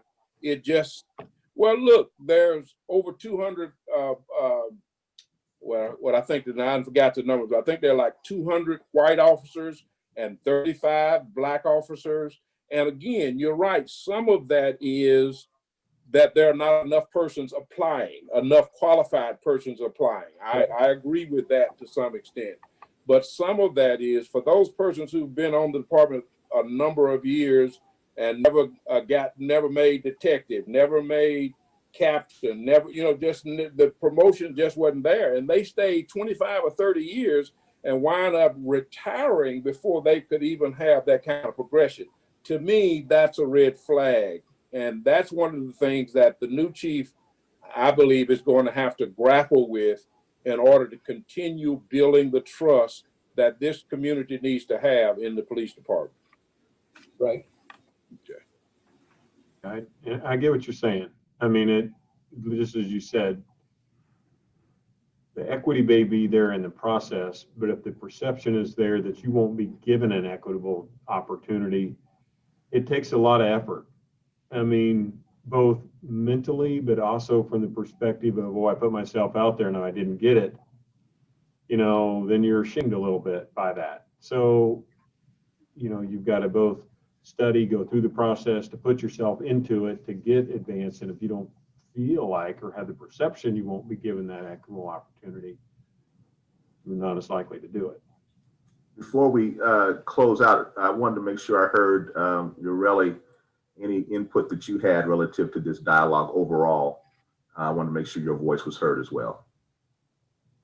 Yeah, so like I am very young, and so I'm still learning, right, and taking notes and all of this as a member of this community. But something that I was going to mention right now was that going off on the question that you asked Mr.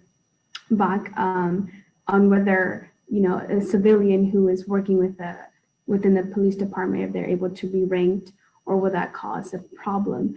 I think, and with what Reverend Carter was saying, before we begin to talk about if a civilian can be ranked up, I think an issue that we should first see if it's going well is if the police officers and members that are already working within the police department, if they already feel that there's opportunities for them to move up, and first identify, are these individuals feeling like we are offering enough opportunities for them to rank up before we start to include the civilians? Because if you start to talk about, let's start to make sure the civilians, like Chief York was saying, that they're not staying within the organization for too long because they don't see an opportunity for them to move up, and you start to move them up, it might cause, I don't know, conflicts of interest within other officers.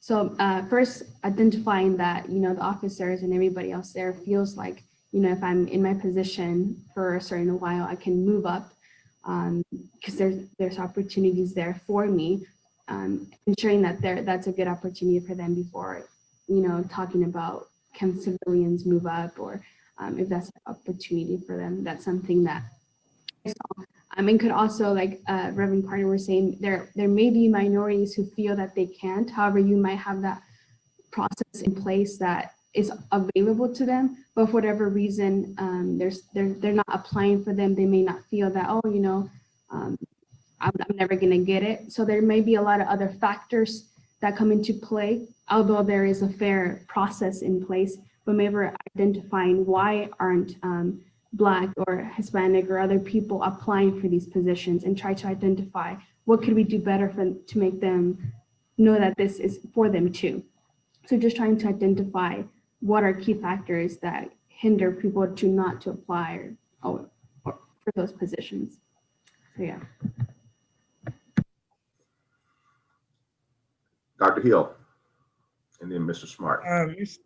Mr. Bach, just one of the things that we consistently hear from the community is transparency from the police department. So could you explain what limitations that your new captain may have in regards to transparency? Maybe there's some limitations to transparency that the community needs to know about. Maybe there's only so much information that the chief is able to deliver. I mean, maybe I would just like to hear, what would you recommend as far as a chief with transparency? What are the limitations, or how much can they tell, just so that the community knows, because they keep crying out for that, but yet we don't really seem to go a whole lot further than what we've already been with information.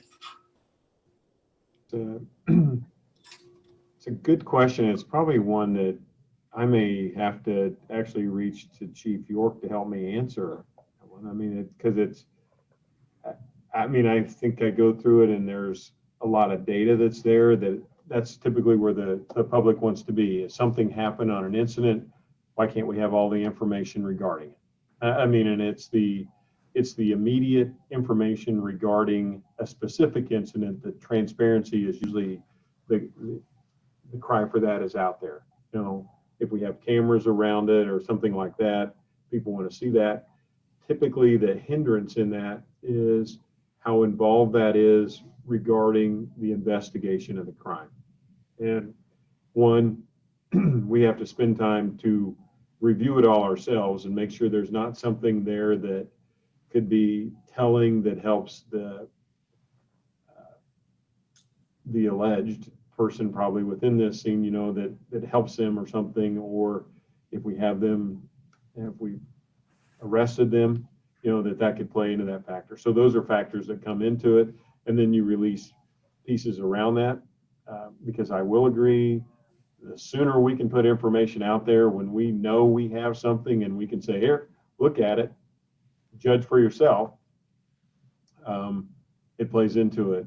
It can completely quiet a scene, or I guess if there is some issue around it, then it kind of stirs things up. But typically it's the other way that you can quiet things down.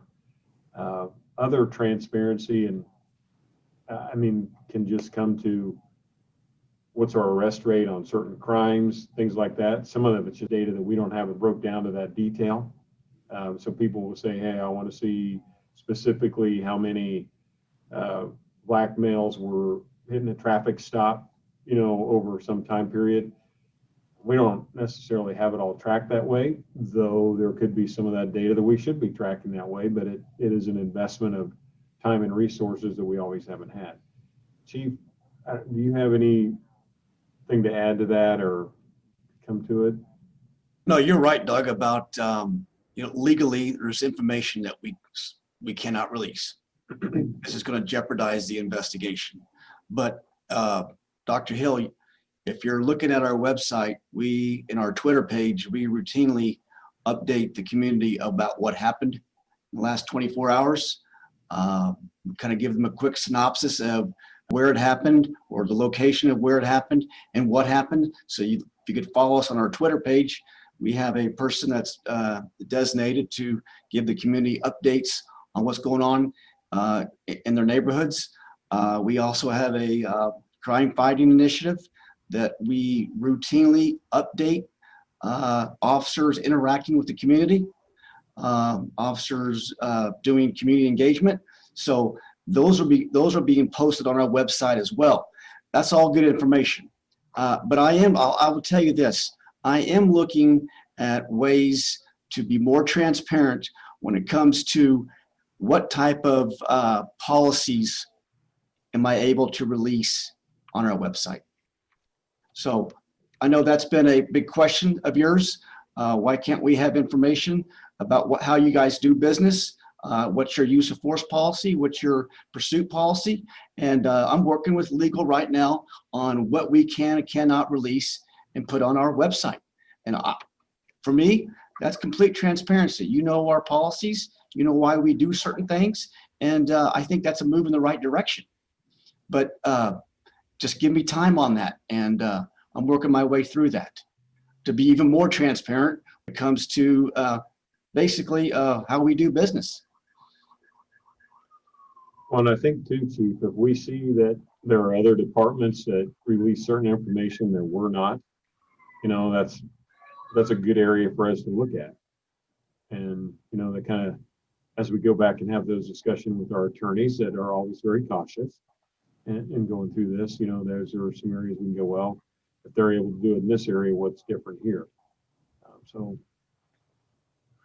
Go ahead, Mr. Smart. It'll be the last one, and then we'll turn it over to the mayor. Oh, my question was answered. So. Okay, wonderful. Mayor, it's in your hands. Thank you. Well, again, I can't thank the members of the task force enough for bringing your thoughtfulness to this. You're being straightforward, being honest. This is how this conversation moves forward, and continually bringing good insight to this. Very appreciative. I also want to reach out to the public, and we do have and have extended the time community survey that if you would like to weigh in on the new police chief search, on the search, go to maps.wykokck.org/chief search. Well, that's a mouthful. So it's maps.wykokck.org/chief search. And also within, I think, the week or so, it will be on the UG website as well. You can access to the UG website. Mr. Bach, thank you for coming, and we appreciate all this input, and clearly there's much more to do. We know that. And I will just give a shout out to the task force members that we will probably schedule a meeting next week, logistics, just in preparation for our December 3rd presentation to the commission. And start thinking about the items that you would like to bring to the commission. I heard an interesting thing today. If something comes to you, well, what do you like about it? What don't you like? And what are we missing? I think that's a good way to look at it. Pretty simple. But again, just we're going to be preparing then for our December 3rd meeting, and we'll be meeting next week, I believe. Anna will thank you, Anna, for scheduling that. So thank you all for joining us tonight. Thank you. Be well.